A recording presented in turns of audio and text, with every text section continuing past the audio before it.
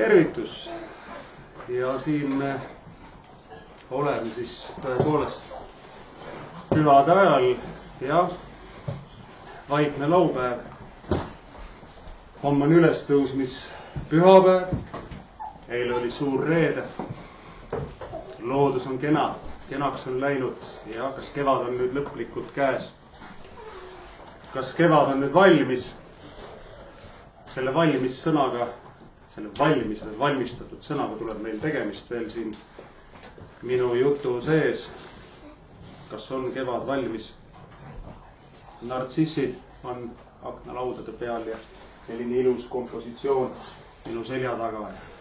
Need on ka valmis. Keegi on need valmis teinud, valmis seadnud. Väga oluline, sest ega miskit ei sünni ju niisama. Ei jookse lilled ise vaasi, ei kuku nad jala pealt ära, ei lähe ilusti kimpu ja ei lähe vee sisse. Kõik tuleb valmis seada. Nii et valmistumine ja valmisolek võiksid olla need kaks märksõna, mille ümber jutt tiirleb. Markuse evangeeliumis on 14. peatükis lugu, mida räägitakse ka Matteuse ja Luuka evangeeliumites, aga Markuse evangeeliumis võib-olla on see stseen kõige täiuslikumalt esitatud. Ja sellepärast ma loen just siit, nii et kes tahab jälgida, siis silmadega kaasa, siis Markuse evangeeliumi 14. peatükk, salmid 12-15. On tegemist jüngrite murega. Jüngrid hakkavad rääkima, hakkavad küsima Jeesuse käest midagi. Nimelt, ma loen Markuse evangeelium, 14. peatükk, salmid 12-15. Ja hapnemata leibade püha esimesel päeval, kui paasatalle tapetakse, ütlesid Jeesuse jüngrid talle: kuhu sa tahad, et me läheme ja valmistame, et sa võiksid süüa paasat? Selline küsimus. Ja ta läkitas kaks oma jüngrit ja ütles neile: minge linna ja te kohtate veekruusi kandvat inimest, minge temaga kaasa ja kuhu tahes ta ka sisse astuks. Ütelge maja peremehele: õpetaja ütleb, kus on mu võõraste tuba, kus ma võiksin süüa paasat koos oma jüngritega. Ja tema näitab teile suurt vaipadega kaetud ning valmis seatud ülemist tuba ja seal valmistage meile söömaaeg. Selline dialoog siis Jeesuse ja jüngrite vahel. Kuhu sa tahad, et me läheme ja valmistame, et sa võiksid sisse astuda ja koos meiega süüa paasat? Jüngrid muretsesid. Sellepärast, et olukord oli natukene heitlik. Paasa söömaaeg, paasa talle söömine ja kõik see, mis sinna juurde kuulus, see oli terve rituaal. See oli mõnes mõttes juutide vaimuliku aasta kulminatsioon. Paasa, üks 3 suurest pühast, eks. Ja paasaks valmistuti ja paasat valmistati. Aga Jeesus, kellel ei olnud sellist väga kindlat kohta, ütleme siis kodu, oma kodu, selle sõna ka tänapäevases mõttes. Kus tema oma õpilastega, oma jüngritega, oma lähedaste ringiga paasat valmistama ja sööma peaks? Jüngritel tekkis see küsimus. Kuhu sa tahad, et me läheme ja valmistame? Kus seda süüa? Kelle pool? Õigupoolest. Seda ei saanud teha ju suvalise, ma ei tea, õlipuu all või kuskil niisama pikniku vormis. Ei tulnud kõne alla, seal olid teatud nüansid, mis eeldasid ikkagi ruumi ja eeldasid, et see ruum on valmistatud ja et paasa söömaaeg oleks valmis. Paasa söömaaeg tuli valmistada ja see tekitas jüngrites mureliku küsimuse.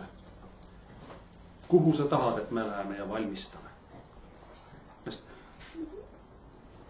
Paasa seati ju tegelikult Egiptuses. Me teame seda ja juba see algne Paasa seadmine Egiptuses, kui jumala rahvas hakkas välja tulema Egiptuse orjapõlvest, vangipõlvest. See oli enne viimast luhtlust, enne esmasündinute surmamist.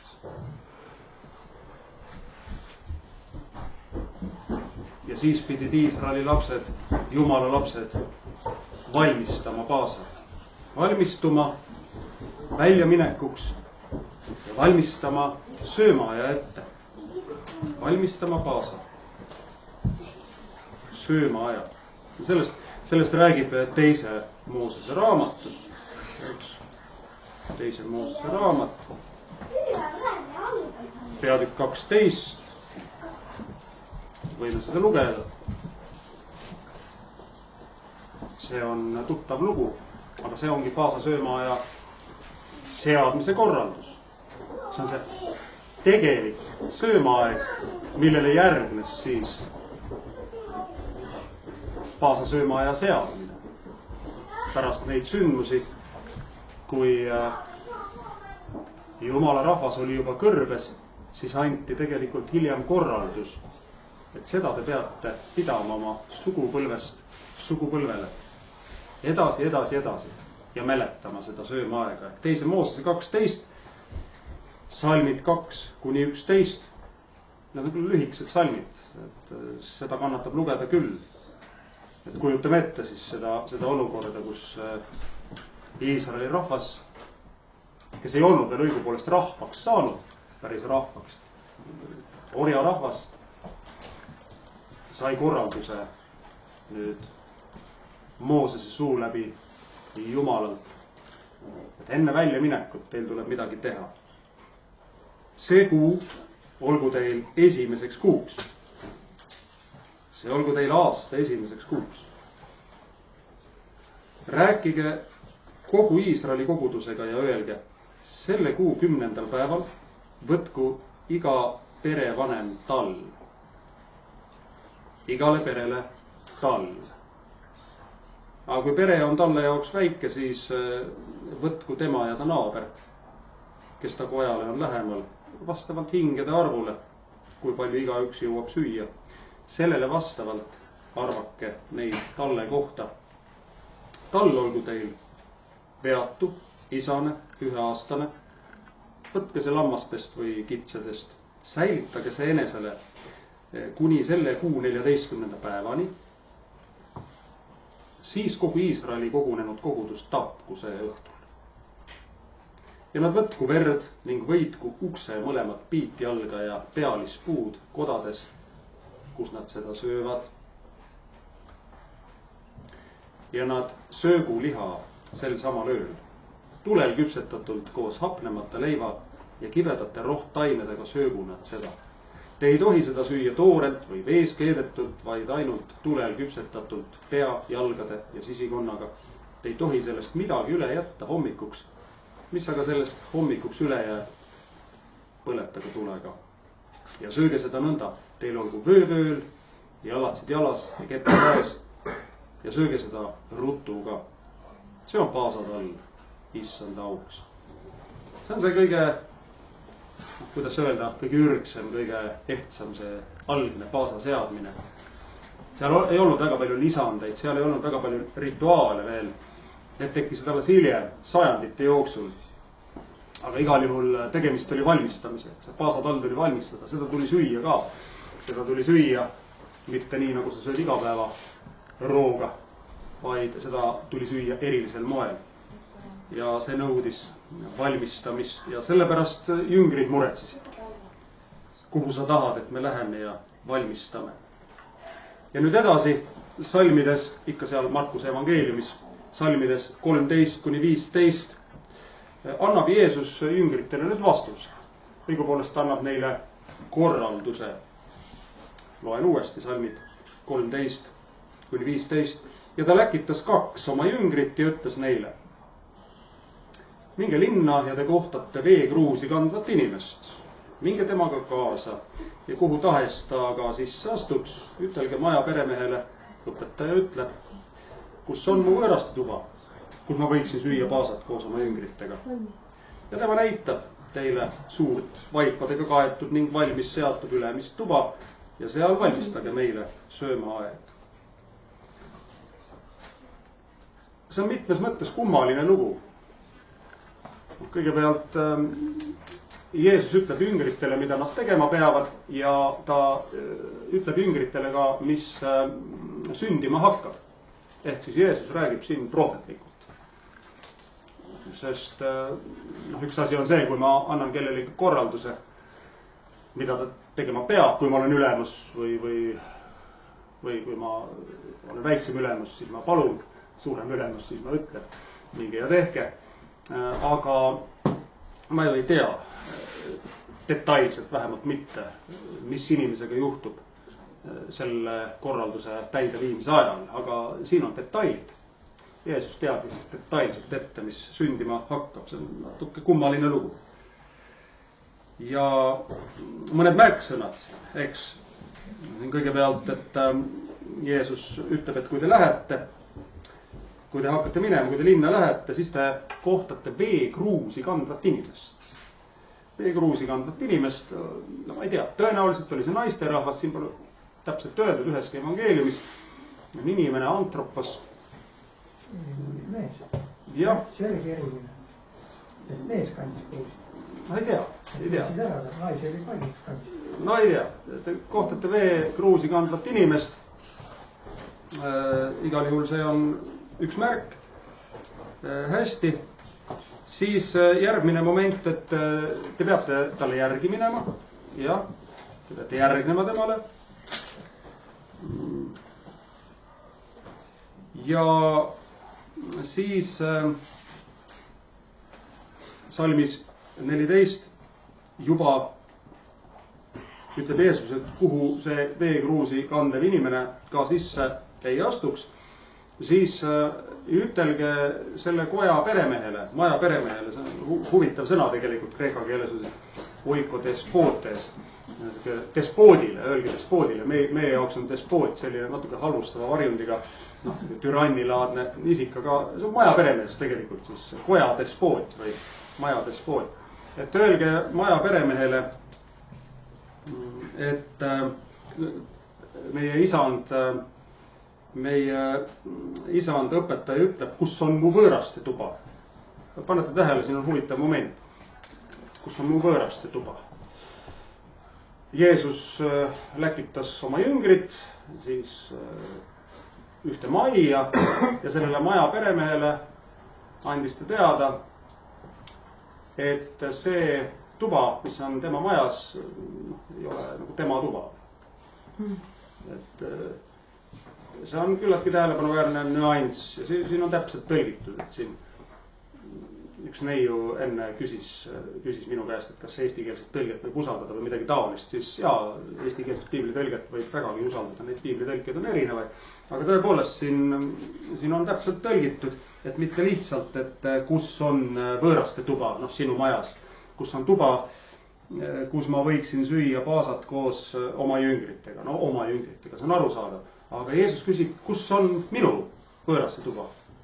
Et umbes niimoodi, et ma lähen kellegi võõra inimese juurde, ma olen hädas, oletame, ma olen hädas, mul on vaja peavarju, mul on hädasti vaja süüa, mul on võib-olla hädasti pesta ennast vaja, ma lähen koputan võõra inimese koja uksele, siis ma olen ikkagi alandlik ja küsin, et kas mul on võimalus teie duši kasutada näiteks või et teie tualetti kasutada.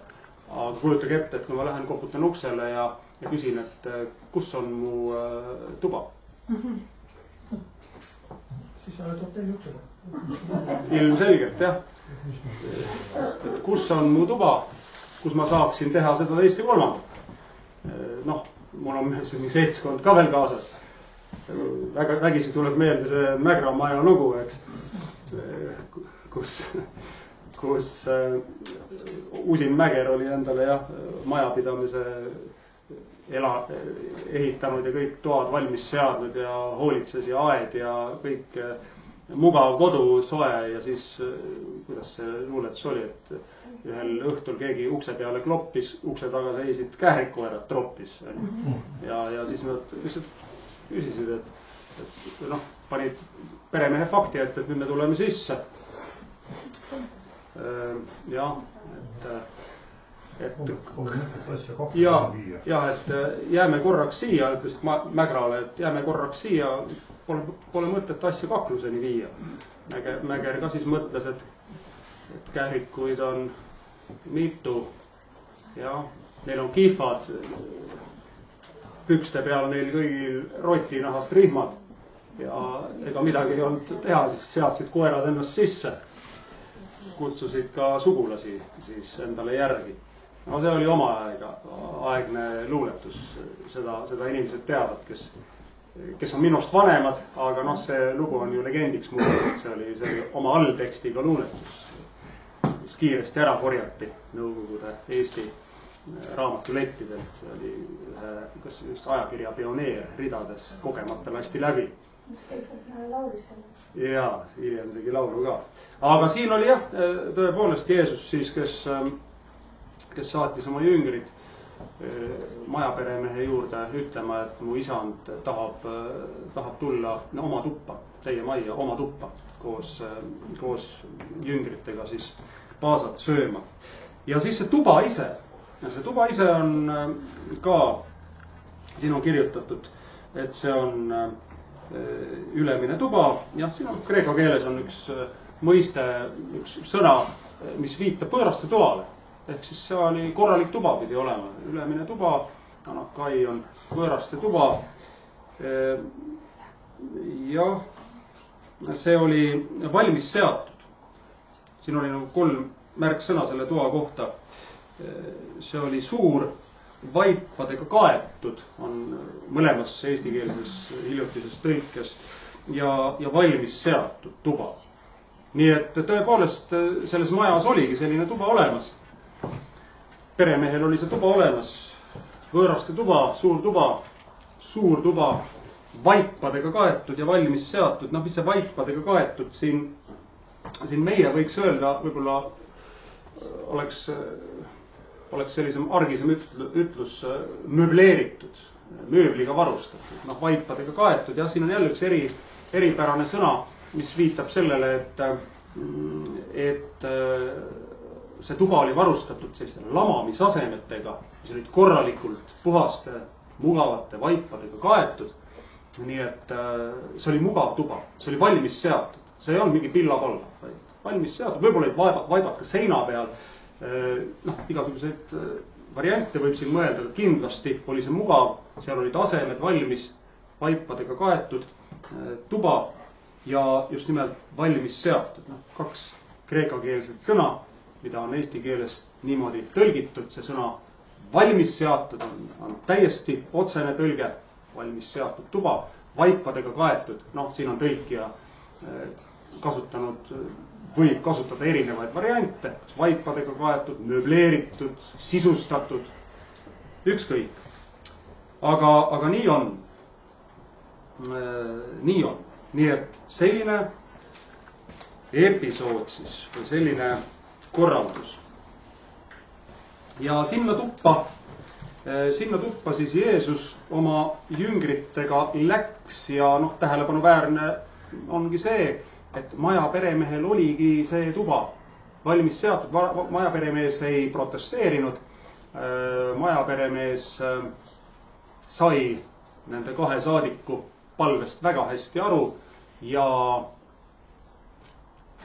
nagu sellest tekstist tegelikult välja paistab, maja peremees ootaski suure tõenäosusega midagi sellist. Ootaski midagi sellist. Maja peremees oli rõõmus, vaatamata sellele, et see olukord oli kummaline. Jeesus läks. Ja siin oma jüngritega, jah. Ja siin just see jüngrite mure, see jüngrite kogemus. Nii tihti, kui nad olid Jeesusega koos olnud nende aastate jooksul, oli ju sündmusi, mis oma sisult olid väga teravad, olid sageli kriitilised, sageli veel, nagu seegi siin viimase hetke otsustus, kus lahendus tuleb viimasel hetkel. Jüngritele pidi olema see käekiri ka mõned tuttav, aga just see, et tegelikult oli koht nende õpetaja Paasa sööma aja jaoks valmis seatud. Et mõnes mõttes võib öelda, et jüngrite mure oli asjatu. Küsimus oli adekvaatne, küsimus oli õigustatud, kuhu sa tahad, et me siis valmistame või seame selle Paasa. Aga see koht oli juba valmis seatud. Eks, see oli olemas. Jeesus teadis seda täpselt, ta teadis seda ruumi, kuigi ta polnud kunagi seal käinud. Muidugi, jah, kui nüüd Jeesus oma jüngritega sinna läks, sellesse ülemisse tuppa, suurde vaipadega kaetud, valmis seatud tuppa ja see Paasa söömaaeg seal toimus. Kui jüngrid seadsid Paasa, seadsid veel omakorda valmis, siis see ongi huvitav moment, et nad ei mõistnud seda, et see nende õpetaja, kellega nad söövad Paasat, on ise Paasa tall ja umbes 20 tunni pärast sureb see õpetaja, nende armas õpetaja ristil ohvri surma. Ja et see jääb üldse tegelikult viimaseks Paasa söömaajaks, mis on veel mõttekas Paasa söömaaeg, mis viitab Messiale, Messia ohvri surmale. Järgmisel aastal ei olnud Paasa söömaaeg enam mõttekas.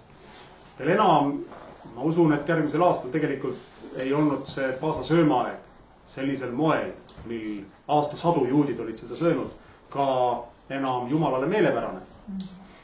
Et siin võib ju arvata, et kõigil on omad kombed ja iga religioon teab, mida teeb, aga kui me räägime juutidest, juutlikust religioonist, judaismist ja räägime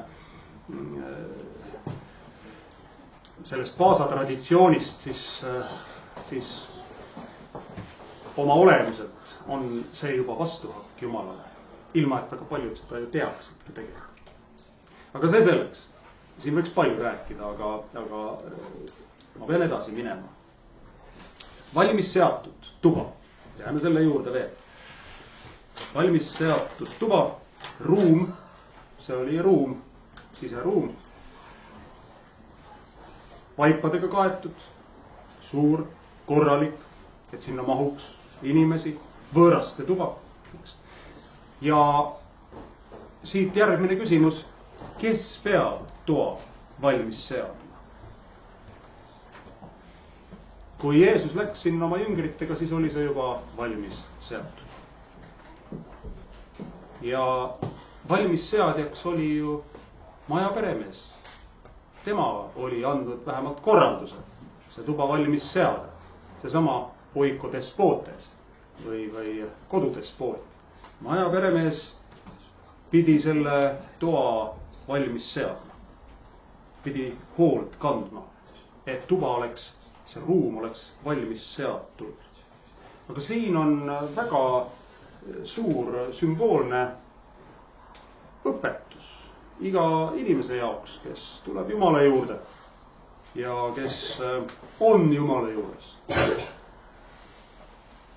Kes tunneb huvi nende küsimuste vastu, siis ruum, tuba, ka tempel ei ole ju Uue Testamendi kõnepruugis ja kohati ka Vanatestamendi kõnepruugis, ütleme siis piibli kõnepruugis tingimata see füüsiline ehitis kuskil, vaid just nimelt kristlikus mõttes tähendab ruum ka sinu enda sisemust, sinu südant. Kes peab hoolitsema ruumi eest, kes peab valmis seadma toa selleks, et Jumal saaks sinna tulla, et Jumala poeg saaks sinna tulla oma toimetusi tegema, et Jumala vaim saaks sinna tulla ja toimetada. Ikka sina ise, sina see oikodespotes, ehk siis maja peremees, pead seda tegema. Meie peame hoolitsema ruumi eest. Meie peame hoolitsema toa eest, valmis seadma selle ruumi, seda ei saa tegelikult teha meie eest ka Jumal mitte. Jeesus ei läinud sinna ruumi ja ei hakanud seda valmis seadma, vaid see oli juba valmis seatud. Ehk siis siin on meile päris suur õpetusiva meie sees. Jumal otsib ju inimest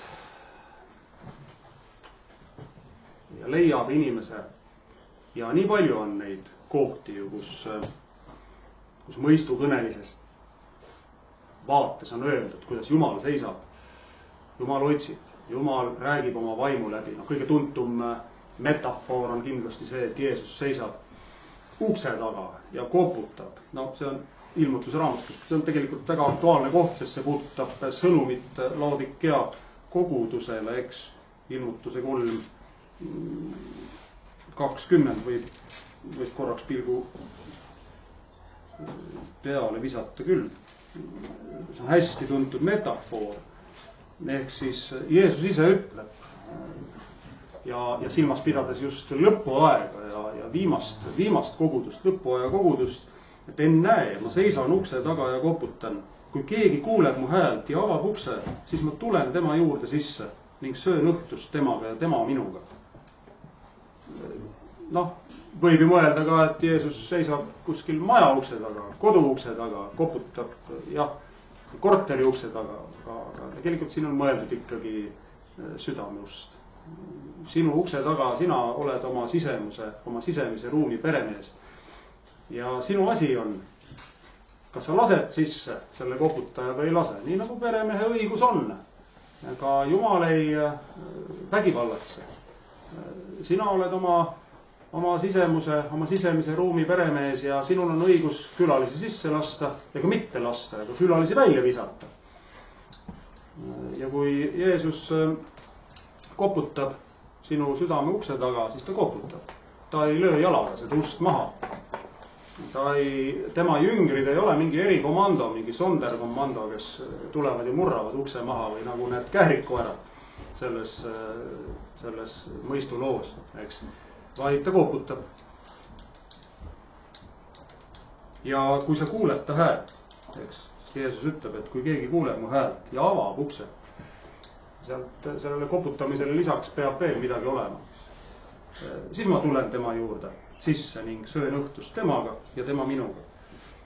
Ja meie ihu on püha vaimu tempel. Eriti armastab seda toonitada apostel Paulus. Esimeses kirjas korintlastele on päris mitu kohta, aga teises kirjas ka, aga just Korintuse kirjas Paulus tegeleb selle püha vaimu templi teemaga, et ihu kui püha vaimu tempel. Võib igaks petteks lugeda paar kirja kohta. Esimese Korintuse 3 näiteks, salmid 16-17, kirjutab apostel Paulus niimoodi, et eks te tea, et te olete Jumala tempel ja teie sees elab Jumala vaim. Siit läheb edasi, et kui keegi rikub Jumala templi, siis Jumal rikub ka tema, sest Jumala tempel on püha ja see olete teie. Ehk siis otsene tähelepanek sellesse suunda, et ruum on meie sees, kuhu Jumal tahab tulla oma vaimu läbi, tahab tulla toimetama ja tahab tulla ka paasat toimetama selles mõttes, et just nimelt, et meil ei ole seda paasa rituaali, meie ei verista ohvrit talle, lamba või siku talle, me ei verista teda, meil ei ole vaja, sellepärast et see paasa ohver on juba toodud ja see oli ühekordne ohver. Meie mälestame ja meie mäletame. Eks. Seal samas ülemises toas, selles suures vaipadega kaetud, valmis seatud ülemises toas, seadis ju Jeesus paasale uue tähenduse ehk siis osasaamisteenistuse, püha õhtusöömaja teenistuse, kuidas keegi seda ka ütleb, erinevates kogudustes erinev ütlusviis ja erineva tihedusega seda tähistatakse. Minu mälestuseks tehke seda, te kõik teate, alles meil oli siin osasaamisteenistus. See on ju uus paasa seadmine, see on paasa söömaajale uue tähenduse andmine selles mõttes, et paasa ohver on toodud. Rohkem ei ole vaja midagi veristada, aga osasaamisteenistusele tulles me peame oma sisemuse korda seadma, me peame oma toa korda seadma, oma suure vaipadega kaetud, me peame selle vaipadega katma, me peame selle vastuvõetavaks tegema külalistele, valmis seadma.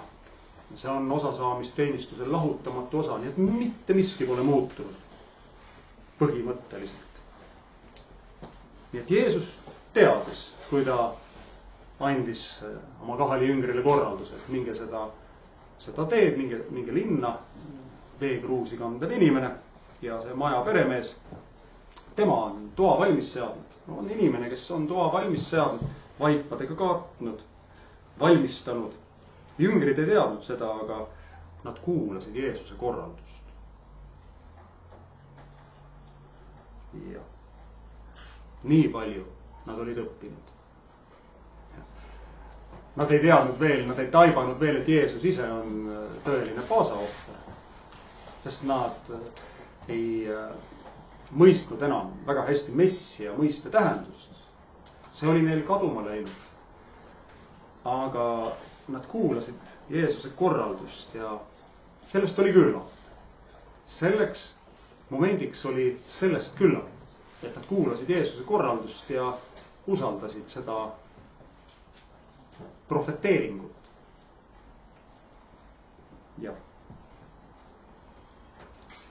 Ja kui mõelda siit edasi, siis Jumalal on alati neid ruume või tube, mis on valmistatud. No see tähendab inimesi. Inimesi, kes on seadnud oma südame valmis, kes on valmistanud oma ihu ja ootavad. Ootavad midagi või kedagi. Võib-olla päris täpselt ei tea, mida või keda. Sest ega see maja peremees ei pruukinud ka päris täpselt teada. Kui jüngritki ei teadnud. Aga nad ootavad. Nad on oma ruumi korda seadnud. Meie, jüngrid ju, ei pruugi neid tunda, märgata. Võõrad inimesed meie jaoks, aga Jumalale ei ole nad võõrad. Jumalale ei ole ükski inimene võõrast. Ta teab kõiki. Ja nii ütleb Jumal meilegi võib-olla, et mine ütle maja peremehele, kus on mu võõraste tuba. Seesama, minu võõraste tuba. Kus ma võiksin süüa paasat. Sest jah, erinevalt sellisest kaasaegsest inimkeha käsitlusest on ju.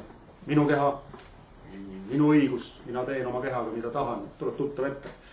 Igasuguseid assotsiatsioone, mis sellega võib tekkida. Siis vaimulikus mõttes ei ole päris nii. Me oleme küll maja peremehed, jah. Me oleme peremehed ja võime sisse lasta oma koju, keda tahame ja mitte sisse lasta neid, keda ei taha. Aga see kodu, see meie ruum ei ole siiski lõplikult meie oma, vaid see on püha vaimu tempel. Eks teie tea, et teie olete teis elava püha vaimu tempel. Nii et selles mõttes on Jeesusel ka täna õigus öelda sulle, et kus on mu tuba? Kus on mu tuba? Kus ma võiksin süüa paasat? Jeesus tuleb, Jumal tuleb läbi oma püha vaimu inimese juurde ja küsib, et kus on minu tuba? Ja tema ütleb teile ja tema näitab teile siis suurt vaipadega kaetud ja valmis seatud ülemist tuba, ülemine tuba. Südame juures. Inimene on kahel jalal kõndiv olend. Tal on keha alumine osa ja ülemine osa. Seesama võõraste tuba on ülemine tuba. Ja selliseid inimesi on palju. Jumal tunneb neid kõiki. Meie ei tea. Igasuguseid üllatusi võib ette tulla. Minu jaoks Kristi mainis juba melodit. Kuskilt on see tuba valmimas. Nii et kõrvalseisjad, ka kõige lähedasemad inimesed ei pruugi midagi aru saada. Aga kuskilt on see tuba juba valmimas. See ülemine tuba. Ja Jumal teab, millal see on valmis. Meie jüngritena peame aitama seda valmis seama. Peame aitama paasa söömaaega valmistada, eks. Siis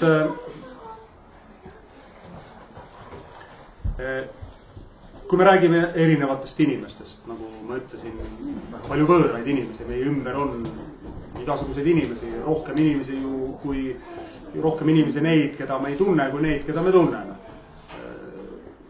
Veel vähem neid, keda me tunneme hästi.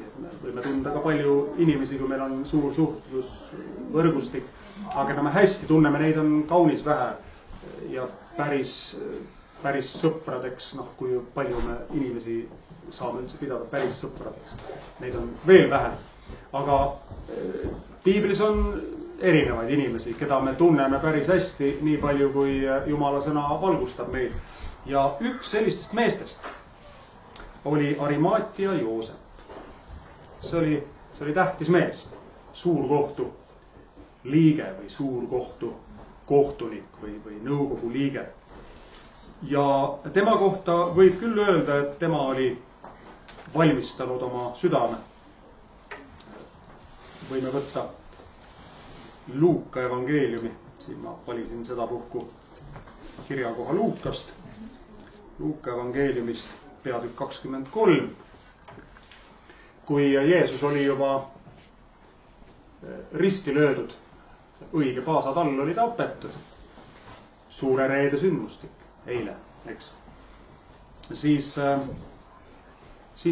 astus esile see inimene, Arimaatia Joosep. Joosep Arimaatiast või Arimateiast. Luuka 23, salmid 50 kuni 53. Ja vaata, Juuda linnast Arimaatiast pärit Joosepi nimeline suurkohtu nõunik, kes oli hea ja õiglane mees. No siin on juba hinnang. Keegi on hea ja õiglane mees, kes ei olnud leppinud nende otsuse ega teoga. Millisest teost jutt on? Jeesuse risti löömisest. Ja kes ootas Jumala riiki. Väga tähtis infokill. Läks Pilaatuse juurde ja palus enesele Jeesuse ihu.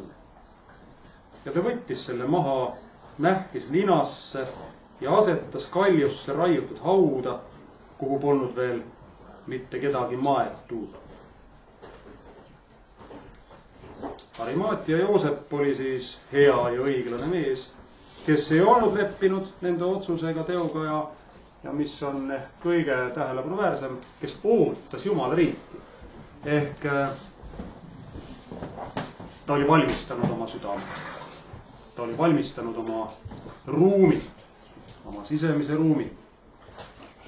Sellepärast, et mitte keegi, kes ei oota Jumala riiki, ei valmista ju ruumi Jumalale.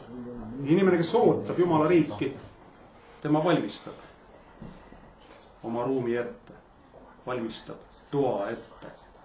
Aga sellel mehel oli veel midagi ette valmistatud. Haud. Tõenäoliselt enda jaoks. Kelle jaoks siis veel. Aga see oli uus haud. Ta oli jõukas mees. Uus haud, kuhu polnud veel kedagi maetud. Ja see haud sai nüüd ristilt võetud Jumala poja ihu maiseks puhkepaigaks. Ja Arimaatia Joosep mõistis väga hästi siis, kui ta läks juba Pilaatuse juurde, siis ta mõistis väga hästi, kelle jaoks ta selle haua valmistanud oli. Valmistatud haud. Ja panite tähele, siin on kaks inimest, kellest me oleme rääkinud. Kaks inimest, kes olid valmistanud oma südame ja veel midagi. Esiteks majaperemees, see despoot, oli valmistanud oma südame ja ülemise toa. Möbleeritud. Seal said Jeesus ja tema jüngrid paasat süüa. Ja siis Arimaatia Joosep, teine inimene, aulise suurkohtu auline liige, oli valmistanud oma südame ja uue haua, kuhu ei olnud veel kedagi maetud. Ja seal sai õnnistegija puhata hingamispäeval. Ja see haud, rõhutan veel kord, see ei olnud mingisugune koobas, mingi urg või mingisugune niiske või tolmune koht, vaid see oli valmistatud haua kambriks. Ja täna on vaikne laupäev, nagu siin juba mainiti ka alguses, ehk siis Jeesus puhkas uues valmistatud hauas, hauakambris, puhkas käsu järele. Siin on ka viide oma jüngritele, Luuka 23:56. Siis nad pöördusid tagasi, naised, kes Jeesusega koos olid tulnud Galileast, pöördusid tagasi ning panid valmis lõhnarohte ja mürri ja hingamispäeval puhkasid nad käsu järgi. Nii nagu nende issand puhkas käsu järgi. Seda ma olen enne ka mõelnud ja võib-olla öelnud ka, et ainus põhjus tegelikult, miks Jeesus ei tõusnud üles, miks isa ei äratanud Jeesust üles laupäeva hommikul, on see, et oli hingamispäev ja Jeesus puhkas käsu järele hauakambris. Sest muud põhjust ma ei oska leida. Miks selline viivitus muidu?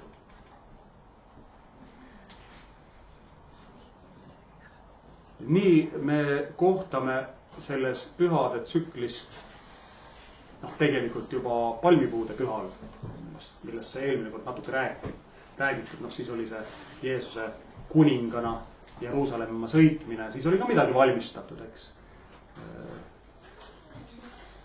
See eeslisälg oli valmistatud, valmis seatud. Ka selline loom, kelle seljas ei olnud keegi veel ratsutanud, nagu haud, kuhu ei olnud kedagi maetud. Et kogu see pühade tsükkel on seotud valmistamisega, valmis seadmisega. Aga need 3 päeva siis eriliselt, suur reede, paasa söömaaeg, enne suurt reedet juba, siis vaikne laupäev ja samuti ülestõusmine. Ehk siis see, mida homme kogu kristlik maailm meenutab, ülestõusmine, see oli ka valmistatud. See oli väga kõrgelt ette valmistatud sündmus. Nii kõrgelt, et siin ei aidanud mitte ükski vastuvalmistus. Sest alati vaimulikes asjades on valmistamisele seatud ka vastuvalmistamine. See teine valmistab ka. Vaenlane valmistab ka. Selles me võime kindlad olla. Vaenlane valmistab ka, et seab valmis midagi. Ja ülestõusmine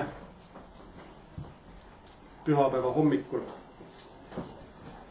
valisin Matteuse evangeeliumist peatüki 28. Kõikides evangeeliumites on need paralleellugudel, igas evangeeliumis on oma nüanss ja siis tasub vaadata, milline kõnetab. Tänapäeval on selline mõiste, kõnetab, jah.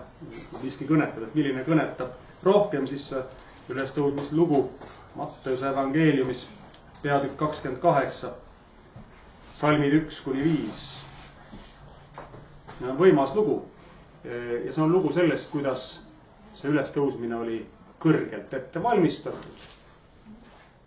Ja see, mis nagu vastu oli valmistatud, et seda ülestõusmist takistada, see tundus kuidagi äbarik lõppkokkuvõttes.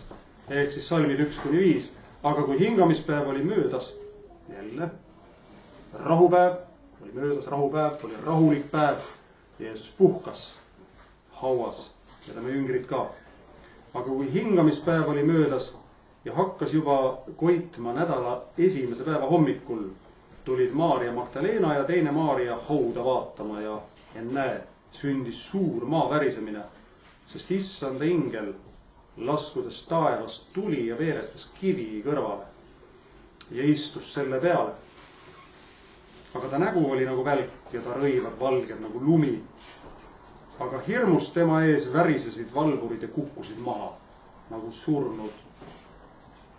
Aga ingel pöördus naiste poole ja ütles, teie ärge kartke. Ma tean, et te otsite risti löödud Jeesust.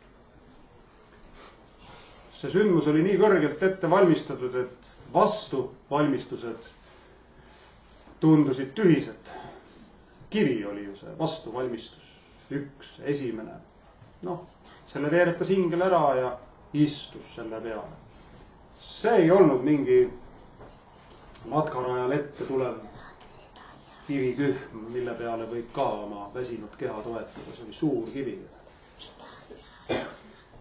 Ja Rooma sõdurite valvesalv oli ju ka osa vastu valmistusest. Nad kukkusid maha. Mingit võitlust ei saanud alatagi, sest nad lihtsalt kukkusid hirmust maha. Polnud võitlejaid, läksid näost valgeks ja kukkusid maha. Nii et need vastuvalmistused sulasid selle kõrge valmistuse eest. Ülestõusmist ei pidanud mitte miski takistama.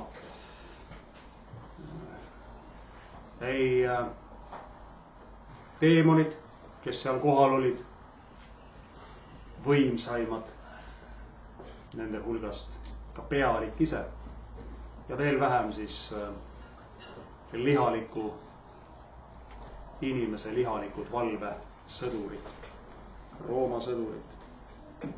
Poega ei pidanud surmaahelad.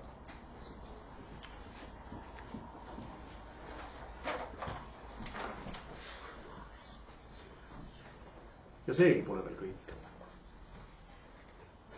Midagi on veel valmistatud. Juba praegu valmis. Neile, kes oma südamed on valmistanud. Ehk siis oma ülemise kambri ruumi. Suure ruumi vaipadega katnud, valmis seadnud. Siis nende jaoks on valmistatud uus linn, uus Jeruusalemm. Ja see on valmis. Juba praegu.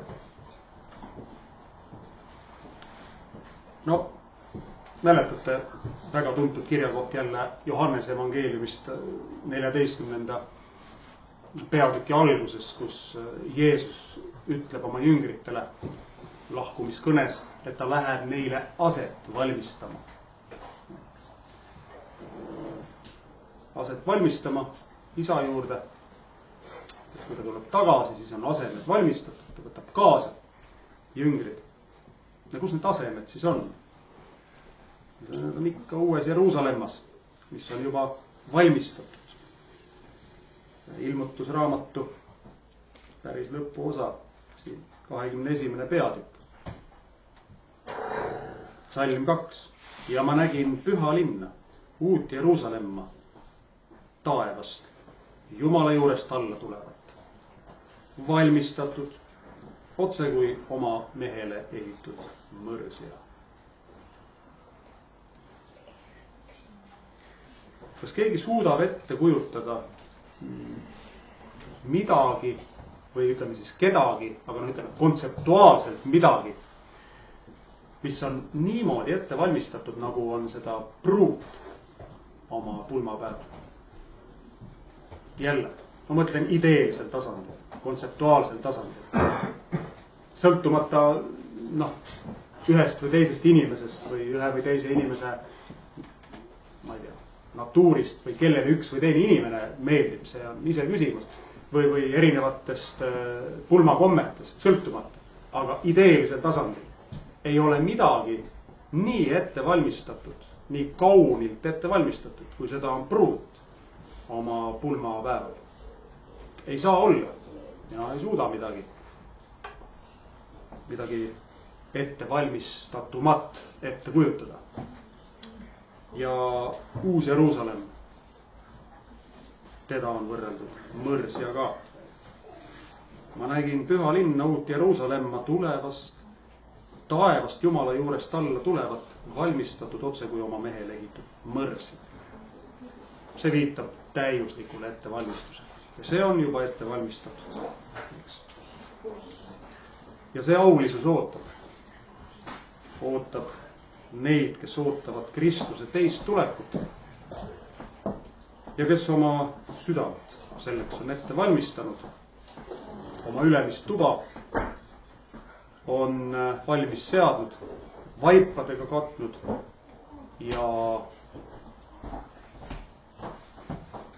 on valmis sisse laskma koputaja, selle, kes ukse taga koputab vaikselt ja kes tahab tulla ja selles toas midagi toimetada.